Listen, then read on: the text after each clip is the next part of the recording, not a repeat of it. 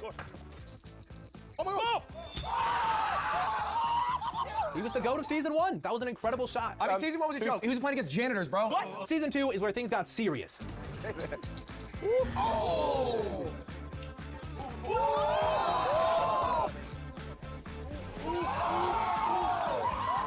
I gotta give props to Laser Beam. That was one of the best shots in the world. I was just born for this. I was ready for it. I still haven't gone yet, but that is pretty much impossible to beat. Or is it?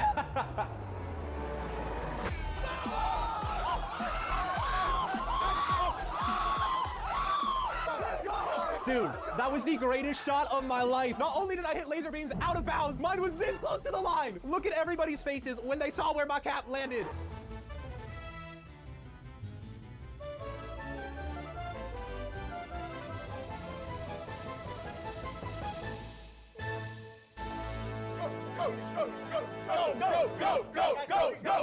How are you feeling before the throw? Bro, I mean, I knew I had it, bro. It's just Laser Beam. Damn, bro. I'm sorry, Laser. I have killed that man. And then here are some of the best moments from after that. Oh! The return! It ain't happening again. It's not happening again. I've never seen this.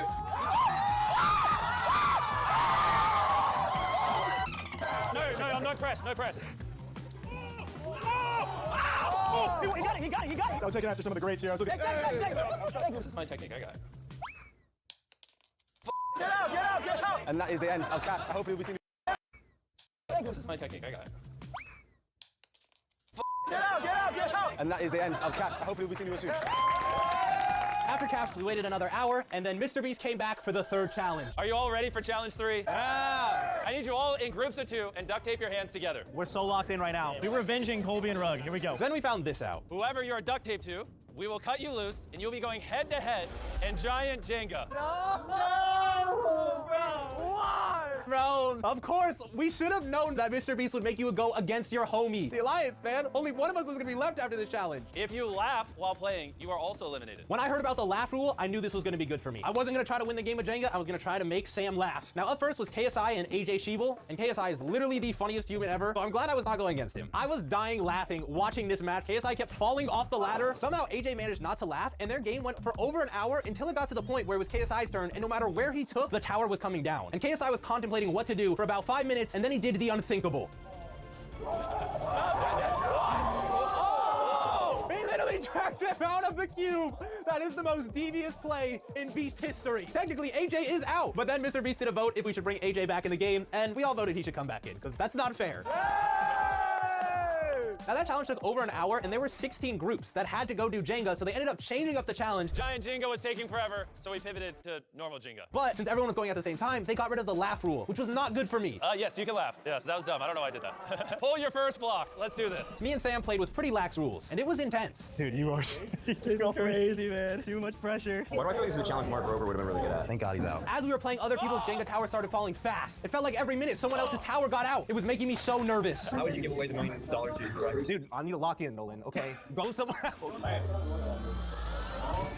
No way! Oh my God. No way! Oh my God. How? Oh my God, I'm sweating intensely. Towards the end of our Jenga match, the tower was getting so high that I realized at one point, one of us was gonna go, and there was gonna be literally 0 options that would make it stay up. What do I do? And that person ended up being me. All right, this is probably gonna lose it, but this is my only chance. I'll try to hold this one up, slide it down, place it softly. I tried to finesse, I tried to lift up the whole tower, take out a piece, and this happened. Oh no! And this happened. Oh no! No!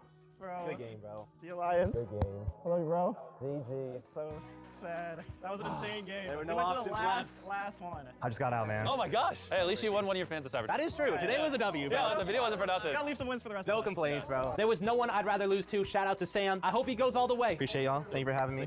Take care. Damn, I'm out. Bye.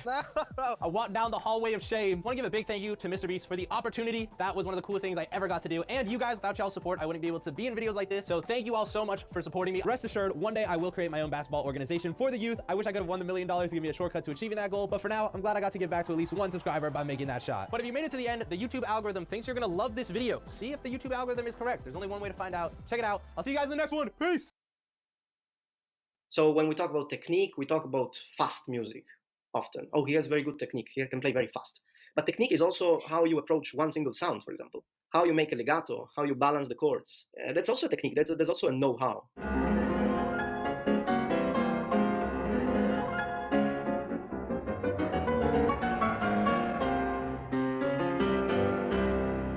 Well, the results for the second round have been announced, and I'm here with one of the competitors who's made the second round, Alexander Gadjiev.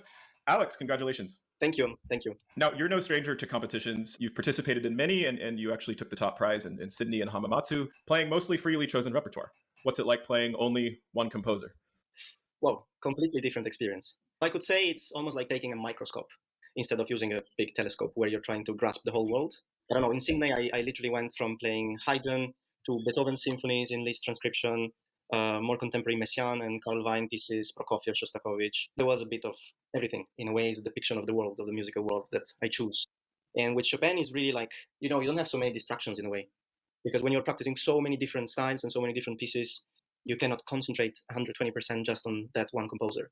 What I really tried to do in the past months was to really dig into his way of, I would say, trying to perceive the world. Could you tell us a little bit about what you found under the microscope? What sorts of discoveries are you making in the laboratory? Let's put it this way. I had a thought about how different composers deal with music generally. And I think in a way it's like they have their own, we could call it space-time. They have their own, let's say, texture, this way of using the instruments, this way of creating sonorities, this way of using the pedal, this way of using harmonies, of connecting them. So you create your own world as a composer. And I think in his case, specifically in Chopin's case, there is this space-time is always like deformed in a very flexible way. There are no really square cuts. You can feel that there are threads throughout, very regular threads at the same time, like that it has a very organic shape, one could say. It's still very classically rooted. In terms of form, especially in terms of construction of phrases and so on. I think in that period, music was getting more and more personal. Something like, let's say, if we take the Baroque period, in a way, there are a lot of rules, a lot of, let's say, canonic things that happen. Therefore, we don't need so many indications of dynamic, of slurring, because many things are implied. Many things are the way they are, the way they were, the way we know they sound good. And I think in that period, people start more and more to look for very personal ways of listening and hearing this sound world. And he is definitely the pinnacle of this. Chopin explores a kind of non-Euclidean geometry or space-time, but in the Baroque period, maybe there's something more like a grid. Yes, amazing. Great, really. There is stability, there is a system of values even. Like there are codified ways of doing certain things. I think with Chopin, these codified ways obviously exist because he comes from that tradition. But he's really exploring a different geometry, as you said. A different geometry is beautiful because you can imagine this triangle being a little bit shaped differently. It's still a triangle, maybe just stretched a little differently. But at the same time, so in this let's say element of tradition, there is great inner freedom. I would say a lot of fragrances, even within a single bar. I just had I was telling you, I just had a very nice practicing session. I was practicing the barcarolle, and so many details in this piece. Like even in one single bar, you get, I don't know, an accent, then a slur that goes, I don't know, starts from the second beat, and it goes over the bar. And at the same time, there is a crescendo, but a hairpin over the crescendo. So many different things. And you're like,